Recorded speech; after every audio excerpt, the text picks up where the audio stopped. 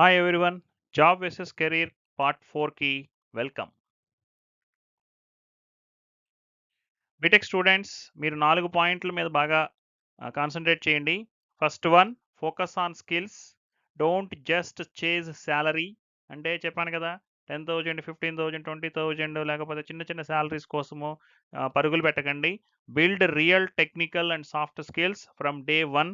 బీటెక్లో జాయిన్ అయిన రోజు నుంచే రియల్గా ఉన్న టెక్నికల్ అండ్ సాఫ్ట్ స్కిల్స్ మీద మీరు కాన్సంట్రేట్ చేయండి.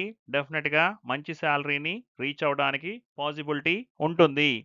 First job is not final. మీరు ఏదైతే జాబ్లో జాయిన్ అయ్యారో అదే ఫైనల్ జాబ్ అని అనుకోకండి. ఆ కంపెనీలో ఉండాలి, ఆ జాబ్లోనే ఉండాలి, అదే రోల్లో ఉండాలని అనుకోకండి.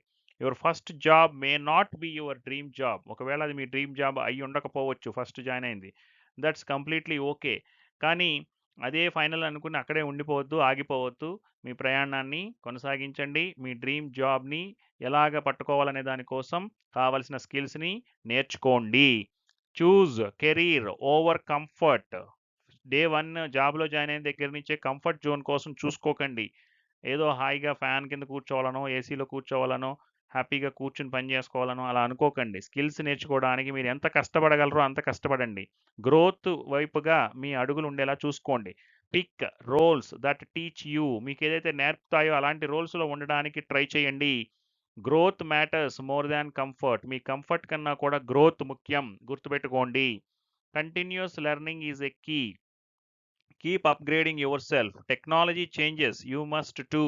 ఇక్కడ ఏమవుతుంది అని అంటే డే బై డే ఎవ్రీథింగ్ మారుతూ ఉంటుంది, టెక్నాలజీ మారుతూ ఉంటుంది. ఆ టెక్నాలజీ మారినప్పుడు మీరు దాన్ని అప్గ్రేడ్ చేసుకుంటూ దానికి తగ్గట్లుగా ప్రపంచానికి అనుగుణంగా మనం మార్చుకుంటూ ఉంటేనే ప్రపంచం మనల్ని గుర్తుంచుకుంటుంది. లేకపోతే మనకు తెలిసిన కొన్ని ఫోన్ల కంపెనీలు, మీకు ఈజీగా కనెక్ట్ అవుతుందని ఫోన్ల కంపెనీ చెప్తున్నాను, నోకియా కంపెనీస్ తీసుకున్నారనుకోండి, అవి టెక్నాలజీని అప్డేట్ చేసుకోలేక ఆ రేస్లో అవి పార్టిసిపేట్ చేయలేక ఆగిపోయినాయి.